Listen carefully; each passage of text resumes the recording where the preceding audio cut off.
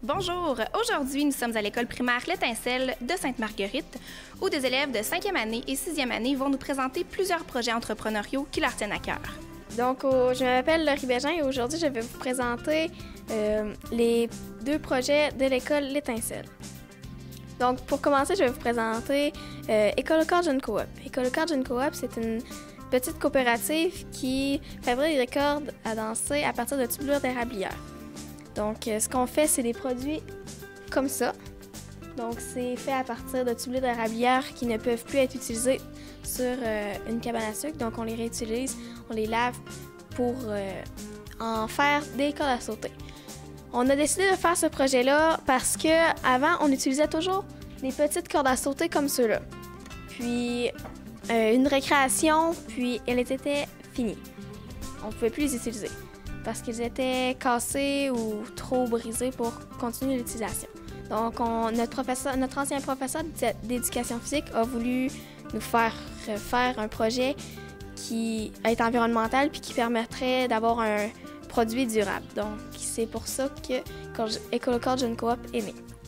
Par la suite, je vais vous présenter Radio Étincelle. Radio Étincelle, c'est une radio qui est étudiante, mais qui produit pour à peu près tout le village de Sainte-Marguerite.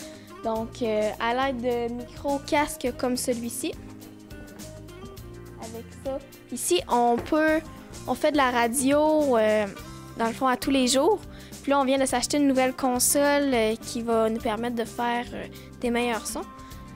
Puis, dans le fond, notre radio, on trouvait qu'elle utilisait beaucoup d'énergie. Donc, on a décidé de s'acheter 4 panneaux solaires puis une éolienne qui sont placés sur le toit.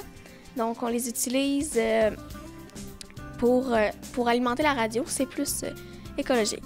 Donc, ce qui se passe, c'est que lorsqu'il y a beaucoup de vent, l'éolienne se met à tourner puis envoie de l'énergie dans 4 batteries qui sont placées au sol puis permet à nos 4 batteries de nous fournir assez d'énergie pour faire de la radio. Donc, moi, je m'appelle Kéliane Dumont. Moi, je vais vous présenter Écolomousse. Écolomousse a été créé il y a 3 ans. Dans le fond, le résultat que ça donne, c'est ça. Ça, c'est les coussins de lecture que pas mal ils font, là.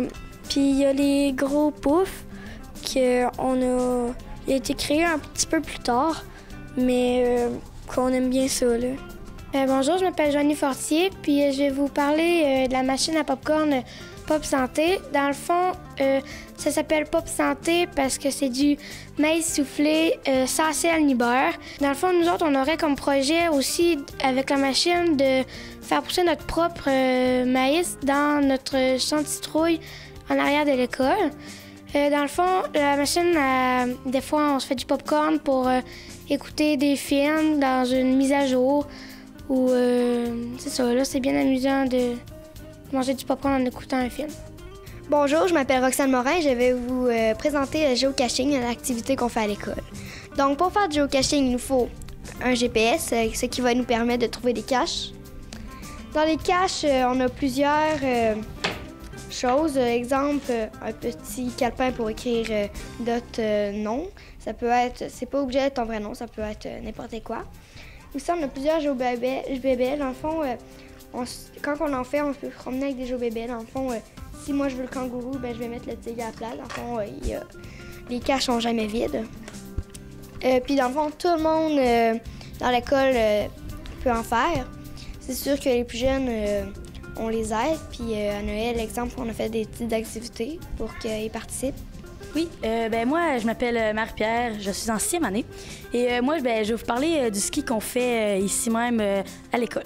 Cette année, nous avons changé l'équipement.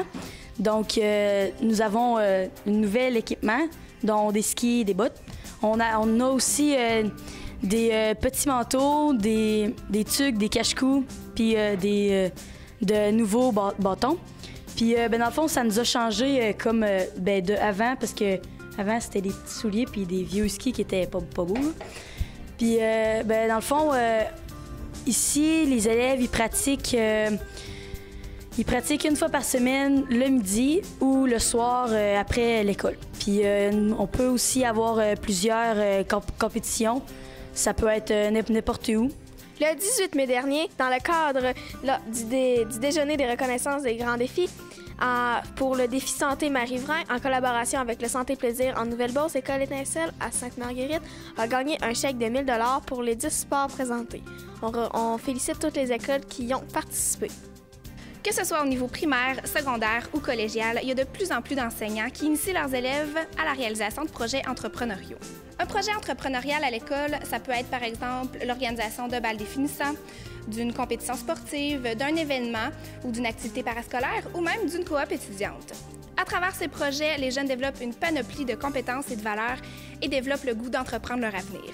En fait, l'entrepreneuriat scolaire, c'est vraiment un facteur clé dans la motivation et dans la persévérance à l'école.